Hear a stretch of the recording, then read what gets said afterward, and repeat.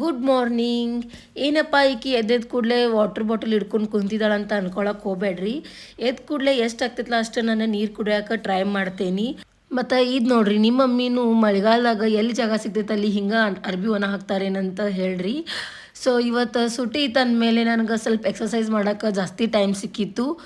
ಅಷ್ಟರೊಳಗೆ ನನಗೆ ಝೊಮ್ಯಾಟೋದವ್ರು ಕಾಲ್ ಬಂತ, ಆರ್ಡ್ರ್ ಬಂದಿದೆ ಬರ್ರಿ ಅಂತೇಳಿ. ಕೆಳಗೆ ಹೋಗಿ ಆರ್ಡ್ರ್ ಪಿಕ್ ಮಾಡ್ಕೊಂಡು ನಮ್ಮ ಪಪ್ಪಾಗ ಮೇಲೆ ಕರ್ಕೊಂಡು ಬಂದೆ ನಾಷ್ಟ ಮಾಡೋಕೆ.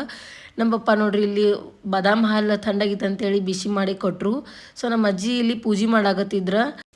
ನಾನು ಫ್ರೆಶ್ ಆಗಿ ಕೆಳಗೆ ಬರೋ ಮಟ್ಟ ಅಂತಂದ್ರೆ ನಮ್ಮ ಮಮ್ಮಿ ಹೋಳ್ಗೆ ಮಾಡೋಕೆ ಸ್ಟಾರ್ಟ್ ಮಾಡಿದರು. ಸೊ ಸಣ್ಣರಿದ್ದಾಗ ನಮ್ಗೆ ಹೋಳ್ಗೆ ಈ ಥರ ಉಬ್ಬೋದು ನೋಡಿದರೆ ಎಷ್ಟು ಎಕ್ಸೈಟ್ಮೆಂಟ್ ಇರ್ತೈತಲ್ಲ, ಅದೇ ಸೇಮ್ ಎಕ್ಸೈಟ್ಮೆಂಟ್ ನಂಗೆ ಈಗೂ ಇರ್ತದೆ. ಸೊ ಪೂಜೆ ಮಾಡಿದ್ವಿ. ಪೂಜೆ ಆದಮೇಲೆ ನಾನು ತುಪ್ಪ ಮತ್ತು ಬಿಸಿ ಬಿಸಿ ಹೋಳ್ಗೆ ತಿಂದೆ. ಊಟ ಮಾಡಿ ನಾನು ಕ್ಲೀನಿಂಗ್ ಮಾಡೋಕೆ ಸ್ಟಾರ್ಟ್ ಮಾಡಿದ್ನಿ. ನಾನು ಆ್ಯಕ್ಚುಲಿ ಮನೆಯೊಳಗೆ ಜಾಸ್ತಿ ಕೆಲಸ ಮಾಡೋಂಗಿಲ್ಲ, ಬಟ್ ಮಾಡಿದ್ರೆ ನನಗೆ ಮನೆ ತುಂಬ ಕ್ಲೀನ್ ಇರಬೇಕಂತ ಅನ್ನಿಸ್ತೈತಿ. ಸೊ ಎಲ್ಲ ಸ್ವಚ್ಛ ಮಾಡ್ತೀನಿ.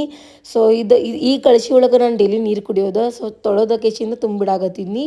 ಸಂಜೆ ಆದಮೇಲೆ ಆ್ಯಸ್ ಯೂಶ್ವಲ್ ನಾನು ಗ್ರೀನ್ ಟೀ ಕುಡಿದ್ನಿ.